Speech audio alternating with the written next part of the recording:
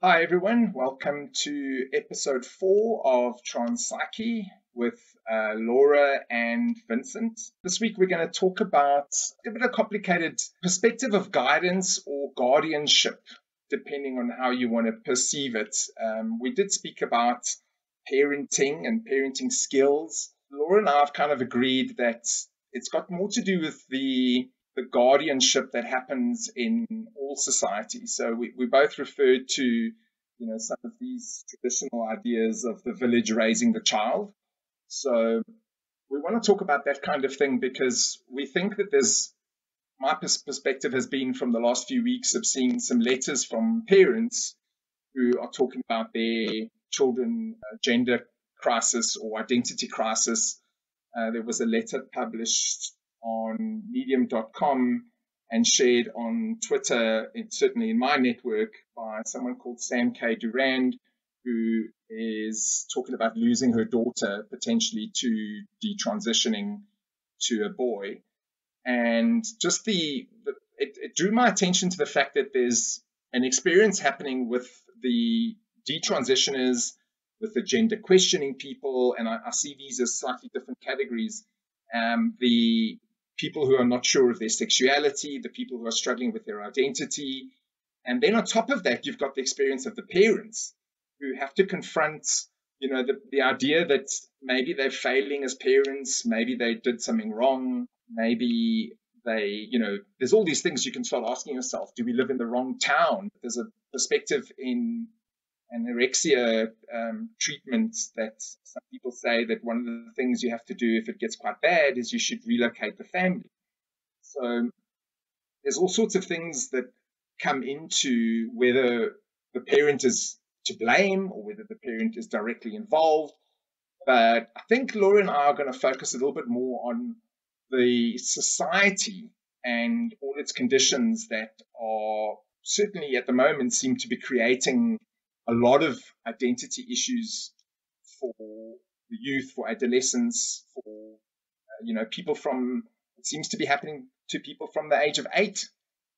So I know a lot of us have paid attention to the commercialization and the medicalization of these things. If you're involved in this kind of thing, you've heard about that already. But what I'm quite interested in is the ethics and the culture and the psychology that's created around these people. Having been in this space myself when I was younger, and I understand how you can feel quite lost. So the other thing I want to talk about is the Genspect guidance that was just released. Laura, we can talk about that during the episode, but if anybody's interested, it's genspect.org and the guidance page, which I think is just a fantastic document. And if anyone from Genspect's listening, really thank you for this amazing work. The fact that there's references to research, the fact that there's different documents for guidance for families and friends, another document for guidance for parents, guidance for parental support meetings, etc., etc. It's an incredible resource, and I'm just honored that they've shared this with us free. So, Laura, I think some of the stuff that you and I have spoken about always revolves around identity, but I think what we're starting to sort of get into is how our identity is very much in context of our ecology or our society or our environment, or a lovely term I heard the other day was the milieu, which is such a French term, but I don't know, it gives it a little bit more of an air of romanticism for me, which I quite like, But the idea that, ultimately, if you were born in a different time to different parents, you'd be a different person. I mean, I think everyone agrees to that. How you feel, I think your perspective at the age of 24 is quite interesting with the things you've been through. 25, sorry. Yeah, so I just turned 25, which is a whole other topic, but I get a lot of parents wanting to talk to me because I am kind of in that unique position of the bridging from adolescence and childhood and undeveloped brain into adulthood, you know, even though technically I've been in young adulthood for 7 years or 6 years or whatever, you know, young adulthood these days might as well just be adolescence anyway, because of the steps being taken by young adults are not the same as they used to be, right? So how many older people have graciously told me, well, when I was your age, I was buying my first house and getting married. And I am just starting to now, you know, be able to afford or be mentally stable or, you know, to finish my college degree, bachelor's degree, and move out. So I'm in that sweet spot. So that's why I think a lot of parents, they look to me for guidance, which is interesting because I'm like, well, I'm looking for my own mentors, and I have my own mentors as well. So I think it's important. There is some wisdom to be gained from looking at individuals. A lot of the detransitioners that speak out most actively are not, you know, they're younger. They're in their 20s or early 30s. So there is some wisdom to be gained by looking at individuals with different perspectives. But I think we can agree that there's been this idea, a shifting idea of youth-focused culture, at least in the West.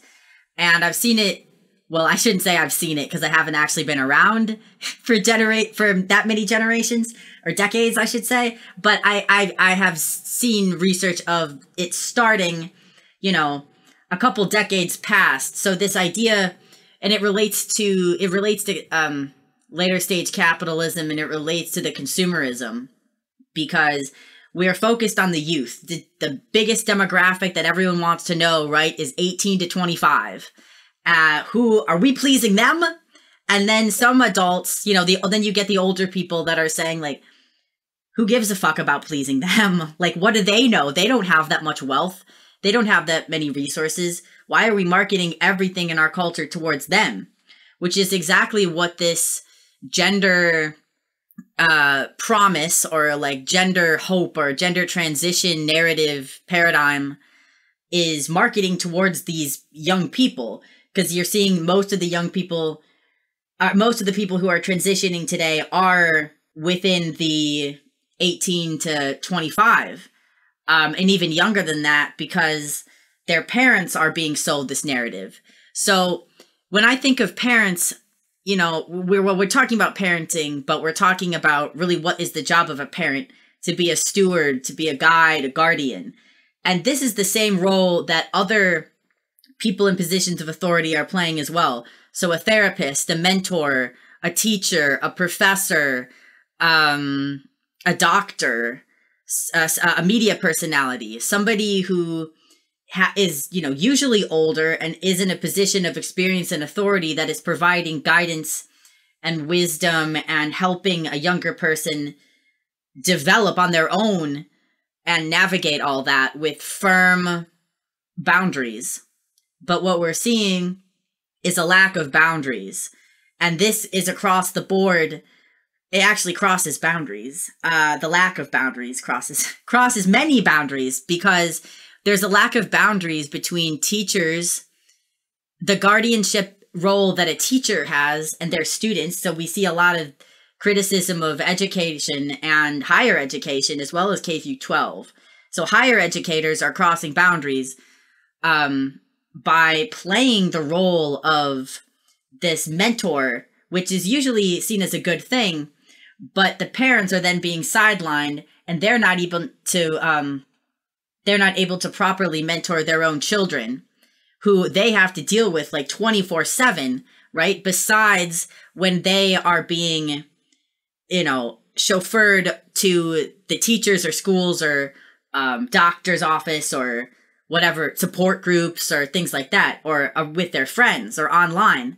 So there's this thing where the youth are kind of raising each other. So this is in attachment theory. I've seen research shown that these attachment problems are happening a lot nowadays, where the children are, instead of being securely attached to their parents, they become peer attached. So they are getting all of their information, all of their guidance, all of their learning and growth from other people their own age who know just as little as they do, right? So they're getting all their advice from people who are uninformed and undeveloped. And so then they're all doing that to each other, and they're all attached. And it's even worse because they're all attached online. So it's not that they're just sitting around, doing drugs together, for example, and disregarding like any other attachment that they may have, but they're doing it online. So they're alone and they're isolated physically, and then they're attached through a screen. So there's like a mediator. And so we now have the element of peer attachment and unstable, or not. It doesn't even have to be an insecure attachment, but it could just be a faulty attachment. Like, how much attachment are you going to have to a teacher or a professor who you only see, in a virtual classroom, for example, or a therapist online, or, a doctor? Like, for me personally, how much attachment or did I have, and how much attachment did they have to me, the psychiatrist that I only saw every 6 months or even longer, who wrote me the top surgery recommendation letter? How much of a relationship do we really have? If it's not an unhealthy attachment, it's a diluted attachment. It's a weak bond.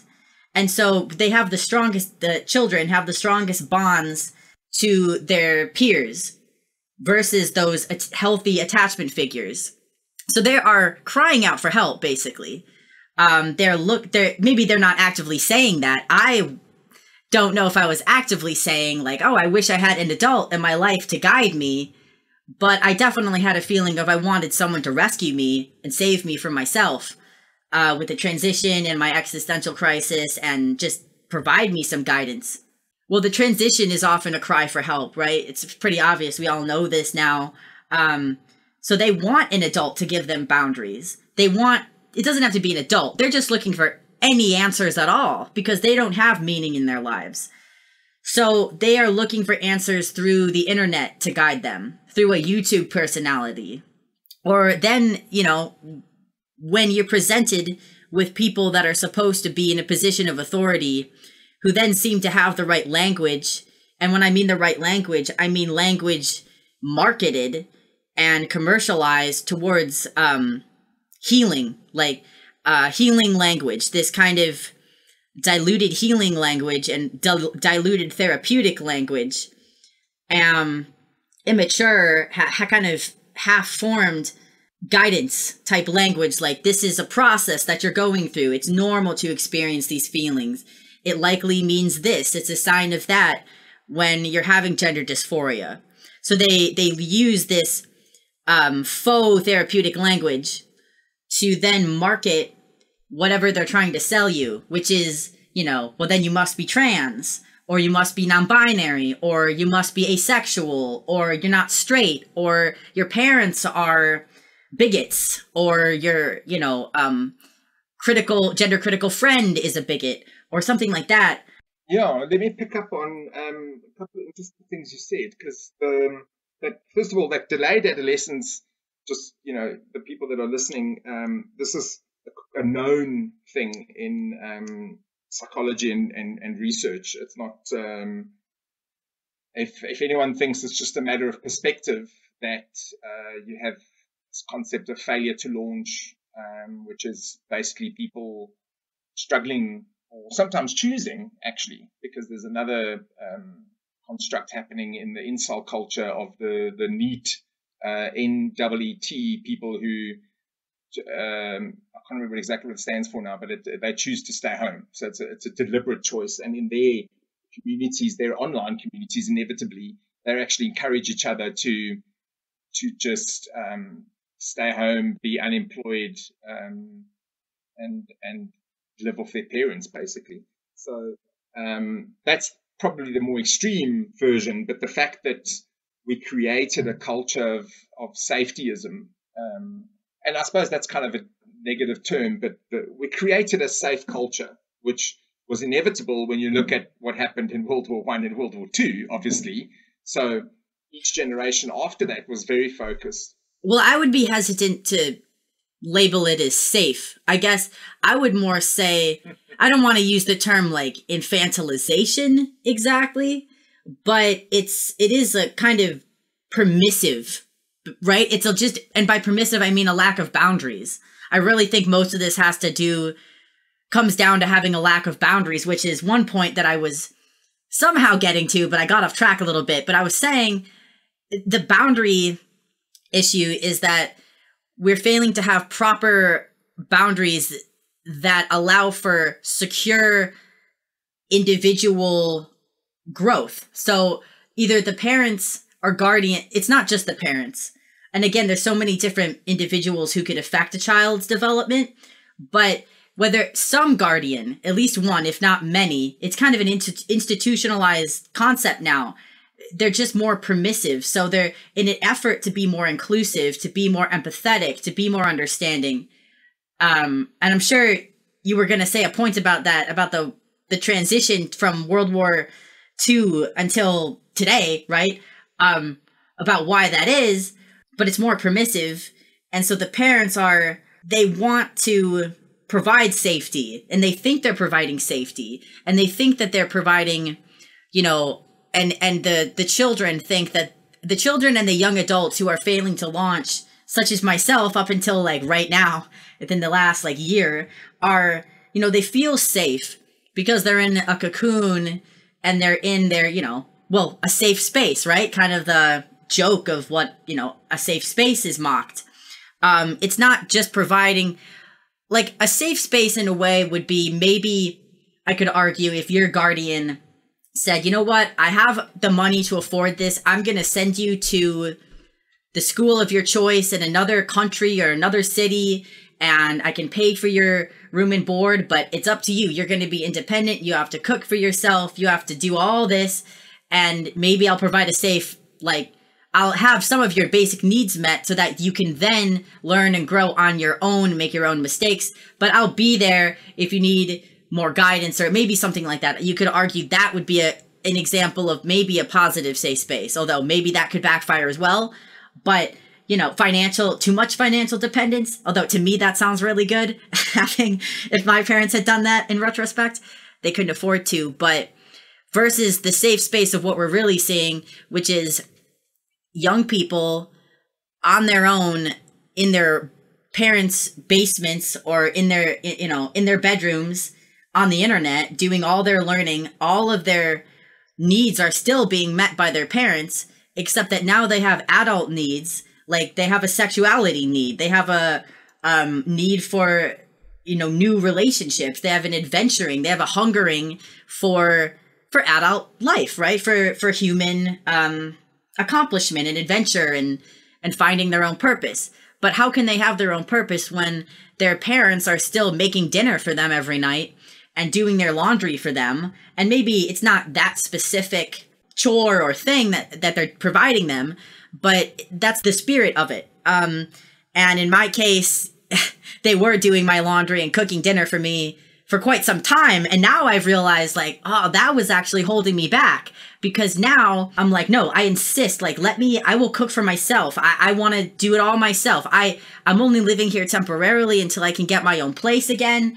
But once they don't know what freedom is like. Vincent, we were talking about this earlier, and I'll have you jump in because I kind of interrupted you, but about the cage thing. A cage animal maybe it is dulled. Its senses are dulled to the point where it doesn't realize it's in a cage because it's in a safe bubble. They give it food. But how boring is that? I have rats and I try to give them enrichment because rats are very smart. And so, how fun is it for them to just be given food in a bowl? Maybe you could argue, oh, they're satisfied, they're happy, they're getting their food, they're getting their needs met, they don't have anything to worry about. But what happens is they chew up everything. They are bored. So now I give them food in a kind of a special treat type way where they have to think more to be able to access it, right? Because they have a foraging instinct. So if you really look at, you can see it with animals. So they're in a cage, and now apply that to such a complex creature as a young adult who is developing. Their needs are not actually being met.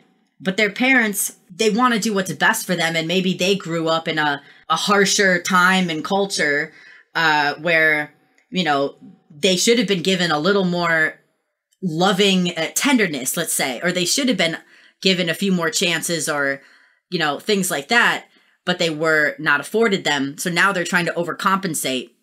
So it's a combination of a lack of boundaries in general from parents to children, then from children to the internet. Of course, like, there's no boundaries online.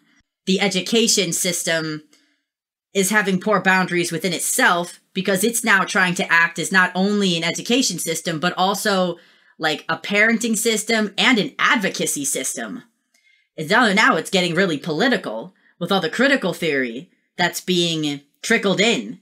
So, Vincent, sorry, if you want to go back to what you were saying, but I forgot that I was talking about the boundaries.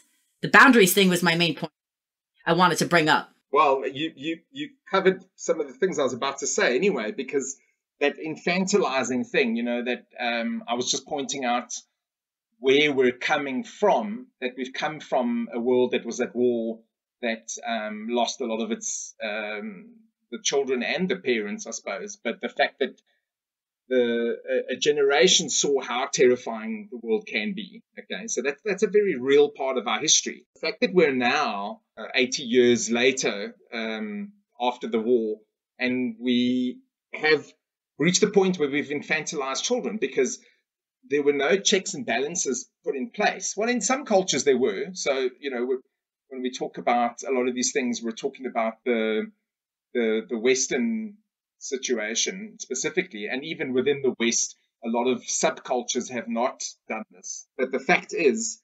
the guardians, so parents are part of that picture, but certainly the village, the community, the school, the parents, yes, but also the parents' family. If they're involved, we all have a responsibility to raise children. If any counselors or psychologists are listening, the kind of thing that I'm talking about is the sociocultural theory of cognitive development by Lev Vygotsky, who was the first person to kind of formalize in the 30s, I think, in the 20s or 30s, how communities raise children. So he had some ideas about putting kids through specific training and raising them certain ways, which I think is a little bit difficult because we all are unique. So we're all going to be different, and there's going to be differences at the outcome anyway. But in the modern context and the identity crisis stuff that we come back to, what I wanted to point out also was the infantilization has also been sort of rewarded, because I think it was back in the 80s or the 70s maybe, that the advertising industry recognized that children were an untapped market. So they created new campaigns which targeted the children, and the children just blew up the advertising industry and the consumerist industry. So the safeguarding that probably should have been done back then seems like wasn't really done. So the idea that you can commercialize youth was established, and we all accept that. We switch on the TV and there's kids channels and there's kids TV and there's kids products. They are the biggest market. I mean, I remember when I was in advertising, we got given a brief which the client literally admitted that they know that this product isn't specifically healthy for children, but we needed to create the impression to the parents that it was good enough, and then create what they call the Nag Factor to the children. All right. So this is stuff that's been going on in advertising for 40 years already.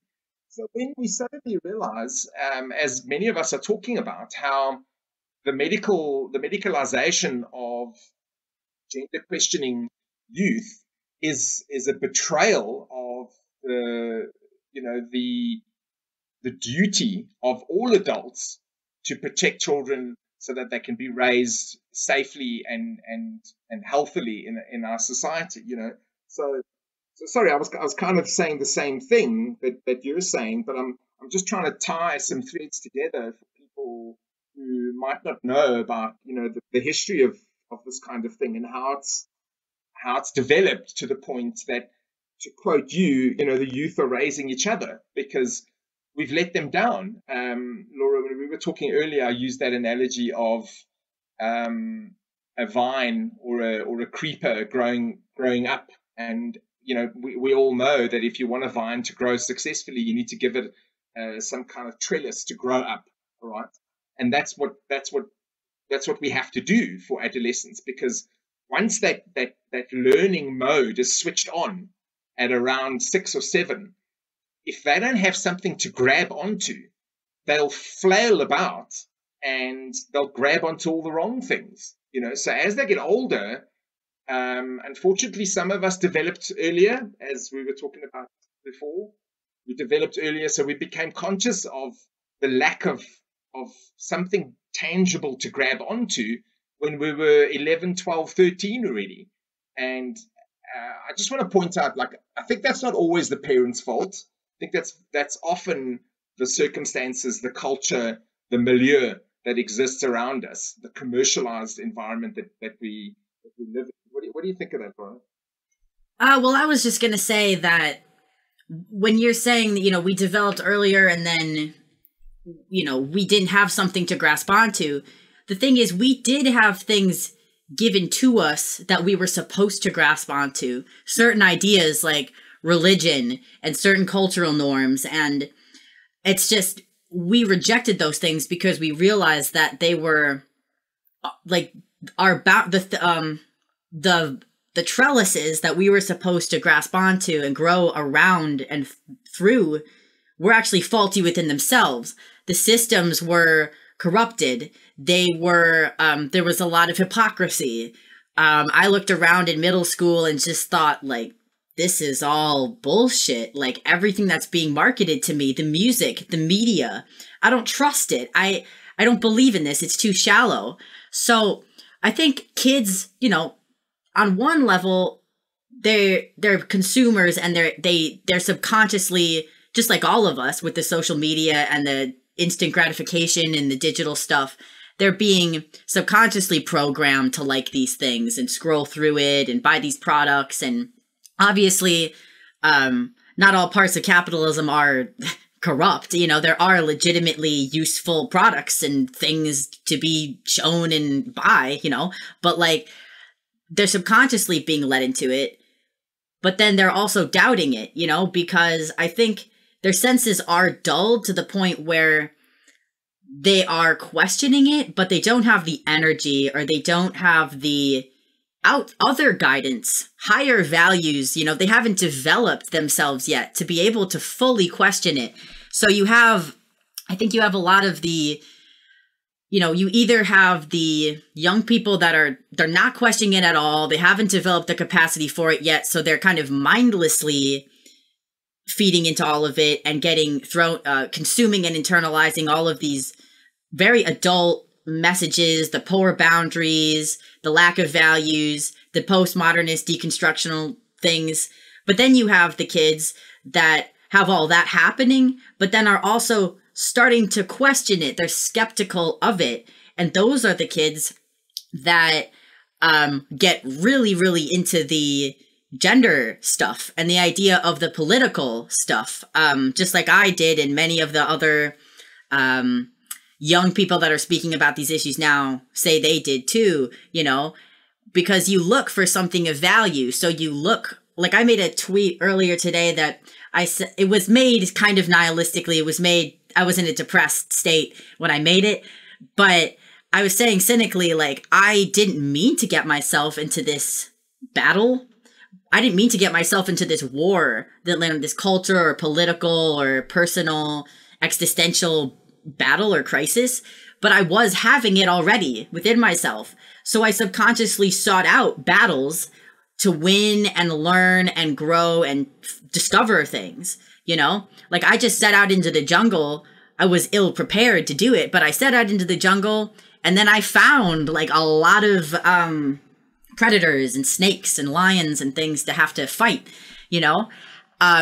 So I think we have a natural impulse to do that. All of us, all humans do, especially young people that are kind of disillusioned, and then they're seeking higher meaning. So they go right to the source, what they think is the source of like the biggest issues of all time: racism, sexism, homophobia, gender, bodies, sex, religion, politics. So they think they're jumping right into the deep end because they're like, just give it to me. I'm ready. I'm tired of playing in the kiddie pool. So they jump right into the deep end, and then it's way too much for them because they were not taught how to swim properly. Yeah, I was nodding as you saw. I kept saying because they're not prepared. So I might have mentioned in the other podcast, I was left to live alone, effectively abandoned when I was 15, and in retrospect, what I'm grateful for is that was actually the truth. The truth is you've got to figure things out on your own, and you better get started as soon as you can. Of course, ideally, you should do that with some support and some safeguarding and a little bit of guidance, But I'm glad you came back to it on your own. But the idea that you want to go out into the wild. In some of my research, my thesis in my studies was the behavior of tribal cultures and traditions in Africa. And as we all know, they've got these rituals that they force them at certain ages to do certain things because they've learned over thousands of years of adapting and social learning. They've learned that we have to impose these things on the youth so that they take the next step forward. But it's interesting because what we're learning in psychology is that if you don't give them those challenges, they'll go and find their own challenges. They'll create their own challenges, So the other thing I wanted to pick up on was just while you were talking, it was just so fascinating that I just read Genspect's their guidance specifically for friends and family. And there's a lovely chapter on authenticity. And you spoke earlier about how and I feel the same way. So I'm going to say we, even though we're 24 years apart, but I think this problem started probably 30 years ago anyway.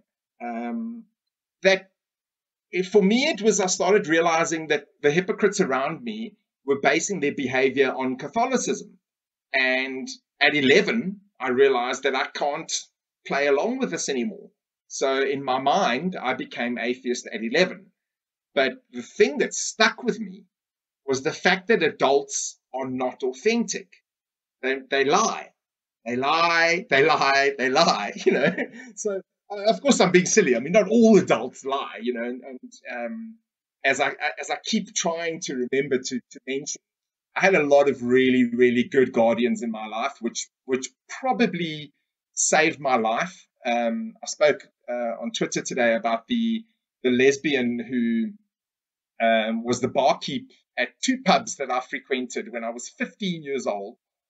They thought I was 19, 20. But this lesbian, her name was Rihanna, she actually looked after me in that context, so in that really messed up world. The one bar was for mostly older people, and they had, it was a very bizarre environment. They had strip shows. So every now and then there were fights. It wasn't a very violent place, but certainly it wasn't for a 15-year-old. And then when Rihanna realized that I was going out on nights when she wasn't on duty, she invited me to the other pub that she ran, which was a lesbians only, female only, and members only bar in one of the worst parts of Johannesburg in South Africa here. And I was welcome there. Well, I don't think all the ladies were appreciative of my presence, but Rihanna certainly made it clear that I was welcome there. And you know what? I learned a lot at 15. I just learned a lot about authentic relationships and real courage and real bravery from Rihanna in that very bizarre environment. So what I'm trying to point out to everyone is, even in the worst situations, there can be guardians who stand up for basic values, very basic values. And I would say to any adult listening, make sure, as Genspect advises in their documents, be authentic.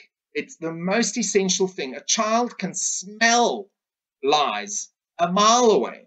So I would just reiterate that. And just with this business of lying to children, I was quite surprised the other day to read about Plato's noble lie that he advocated for in his writing, The Republic. He said basically it was a noble thing to lie to the masses about how the leadership structure was established. I don't think Plato was responsible for that, but I think that's kind of what we do. And I think there's this instinct for adults and politicians to lie to the masses, to placate them, and to almost be condescending toward them, because there's this idea that they're better and they've achieved more and they know better, you know. So I think this authenticity must come with a little bit of humility, of understanding that yes, you are an adult and you are responsible, but ultimately the children and the adolescents will have to find their own path to value and to meaning. And you must just support them in that journey. It's not to say that you have all the answers or that you must impose lessons that you learned when you were a child on these children. You know, what do you think of that, Laura? Well, right. I agree with it. Because, you know, you can't, it's frustrating. I think the most frustrating thing from anyone, but especially, I'm not a parent. I do have 4 rats that I call my sons, but you know, they run all over me, but, literally, but, you know, I think the biggest job and the most difficult thing to do is try to impart wisdom from your own past experience to someone who does not understand the beginning, middle, or end of the process of gaining that wisdom, right? So you can't just tell them what to do because they don't have any backstory. They don't have any evidence for why they should believe that. So either they just blindly believe it, but then when they start questioning it, then they're not going to believe anything you have to say. Because like, what do you know? Because they haven't yet had an experience to realize that that's true or not. So you have to be authentic in expressing your own life and your own values to model what that looks like for them. Because you can't just force them into a role or force them to do anything that would be for their own good. But you can model examples of how to overcome your own obstacles and have your own difficult conversations and deal with your own emotional responses and your own stress and model that for them because they are observing you. And even if you think they're ignoring you, they're really picking up on every single little message, whether they even know it or not. So anything you do will be modeled to them. So your words are not going to be as important as your actions, of course. And so, like, I guess to bring it back to parents who like to talk to detransitioners, and I've thought about that because sometimes I'm just like, because I'm a very honest person, so I'll just think to myself, like, why do they want to talk to me? Like, I'm going through my own crisis. I'm still recovering from the CPTSD and all of the events of my life. And I'm only 25. I just turned 25. So why would anyone want to talk to me? Why would they come to me for advice? Like, what do I know? But then Vincent told me the reason they want to talk to you is because you are honest and you are authentic.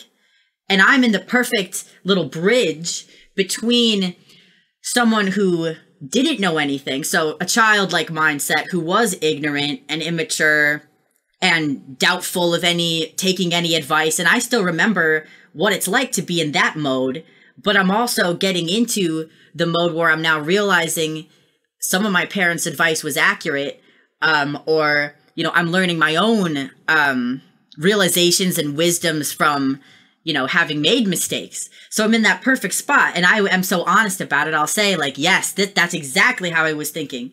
And so I understand very much what a lot of these kids are and teenagers are going through, because I was there really not that long ago at all. And I'm still unpacking all that. But I also have stepped some toes over the line of the other experience of adulthood. And I can now say, yeah, so this is what I would tell myself. And so I'm young enough, where I can maybe, hopefully if I could talk to a child or somebody, maybe they'd be willing to take my advice.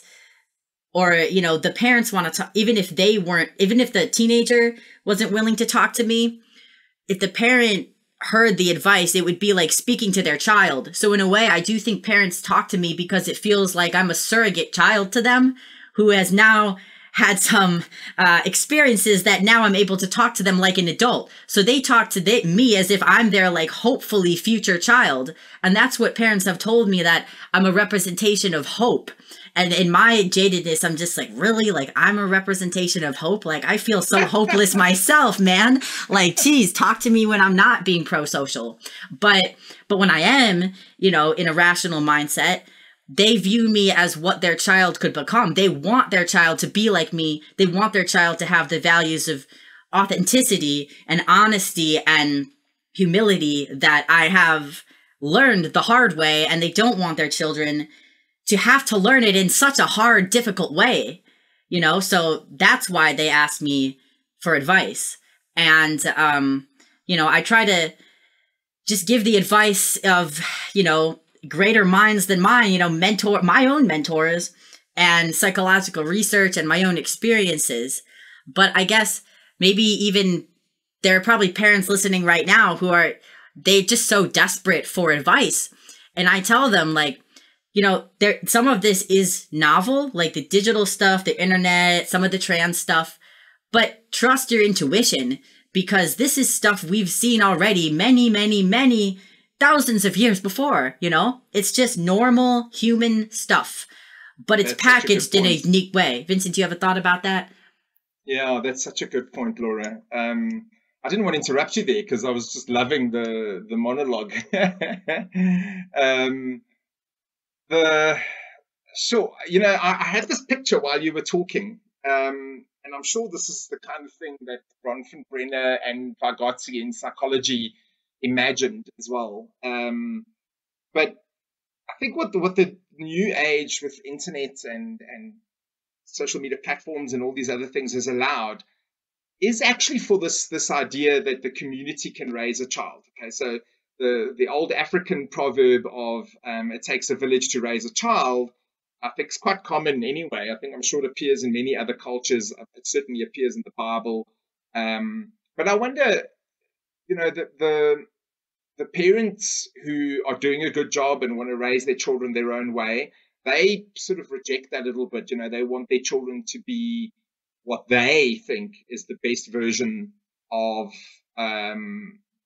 themselves, I suppose, and I'm sure a lot of parents do that very authentically. I don't think there's a malicious intent there at all, or a narcissistic intent at all, with most parents. But there's this element of, if we are so interconnected and we're so interwoven in this new age, maybe the power now is there that we can actually embrace I'm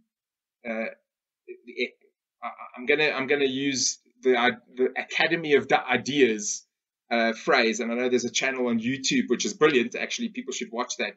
But if the Academy of Ideas is now on the internet, available for us to access, so of course you want to access real people in real life. But in the past, that was always limited to your immediate environment, your immediate culture, the school, whatever it is, But what we're able to do now is I think we're effectively able to speak to our future selves and to our past selves. So when I thought about what you were saying about talking to parents of detransitioners or gender questioning teens, is that they're able to speak to a version of their child who has survived a stage of this crisis, and that's just a beautiful thing. And then, of course, in turn, you and I are able to talk to each other. In turn, I'm able to talk to some more knowledgeable and sometimes older people on the internet or by email or through these other networks that I'm involved with. And that's just an absolutely powerful and wonderful thing, actually. The idea that if you went back 100 years and said, we're going to have a way that you can talk to a version of yourself, you can talk to another human being almost anywhere in the world that's a version of yourself that you can look up to, that you can model yourself on. It's just a beautiful thing, actually, because I think about all these children that grew up. I was in that stage, that I just looked around me and everybody was Catholic, everybody was white.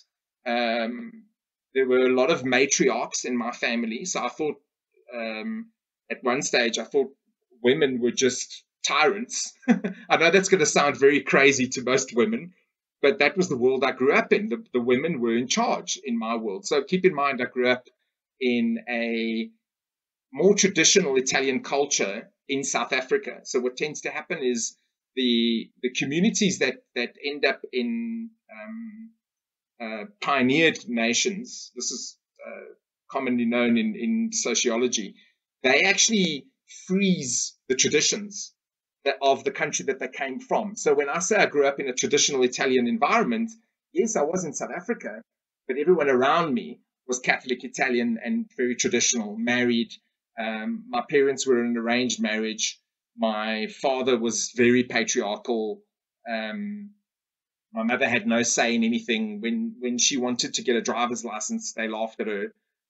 So, that might sound really weird, but yes, this is what happens in these closed communities that exist in the country that's not their origin. All right. So in Italy, emancipation was actually quite powerful, and at the moment you've got the most educated women are in Italy, actually. But that didn't reach these little pockets of community that are outside of Italy or outside of Europe itself. So what I'm getting at is, in this new world, by joining communities online, we actually get to find the better parts of our culture, of our society, and we can bring those parts together and support each other, and hopefully that leads to a more advanced way of upbringing, where the safetyism has kind of failed, So let's say, for example, a 15-year-old can either access the trans sites on Pinterest, or they can access other groups that are more supportive and more pro-social.